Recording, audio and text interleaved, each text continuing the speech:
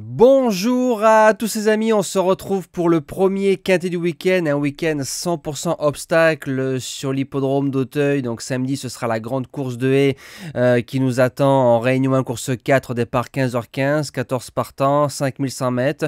On annonce un terrain collant 4,3 qui risque de virer au lourd d'ici dimanche. On va d'abord retrouver les résultats donc de mercredi. Du côté du quintet, on a un tiercé en 5 chevaux.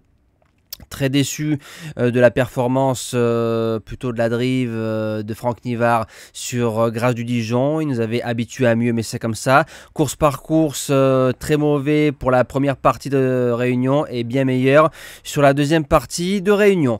On fait un 100% de réussite avec les deux repérés. Repéré 1 deuxième, repéré 2 premier. Donc c'est parti pour la sélection. En base gagnante, le numéro 13, Losange Bleu, donc qui reste sur 3 victoires. C'est un cheval qui a fait une rentrée gagnante de 4 mois facilement le 24 mars. Il a gagné groupe 1, groupe 2. Il peut aller devant. 5100 mètres, comme pas mal de concurrents, ça va être une découverte, mais je pense qu'il a le fond nécessaire. Et j'en fais mon gagnant. Dans ce groupe 1, la deuxième base, le numéro 3, True Tiger. Il sait lire et écrire.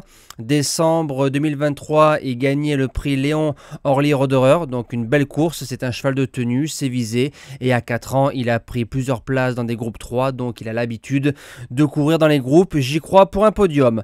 Pour les chances, le numéro 8, Hooligan. Cheval anglais.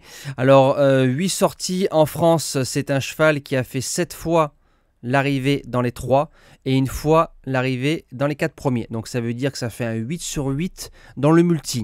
Il est 3e du Jean Granel, il est 1er du Léon Rambaud. C'est un groupe 2, là il arrive groupe 1 sur la forme. J'y crois pour au moins une place dans le Quintet Plus. En 4e position, le numéro 11, Irish Point. C'est un cheval qui nous arrive d'Angleterre mais a fait un début de carrière en France. Il a gagné groupe 1 là-bas, outre-mer. C'est un cheval qui va dans tous les terrains, il a du fond. Et franchement, je pense que c'est la surprise de ce quintet-là avec Mark Walsh à la monte. En 5e position, le numéro 6, Ewick. Il est 4e en 2023. Alors c'est vrai que si on enlève le couplet gagnant TLM et Hermès B, je trouve le lot plus homogène.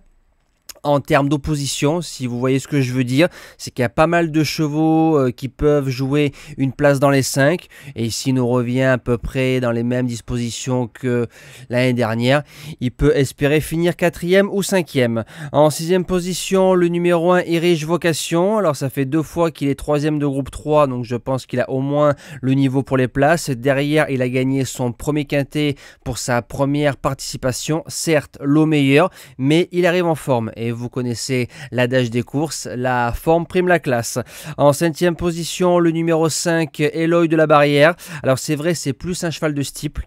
Ça, il n'y a pas de souci. Maintenant, il a couru souvent sur 4400 mètres, donc il a du fond. Et ça, c'est toujours bien quand on arrive sur une distance de 5100 mètres.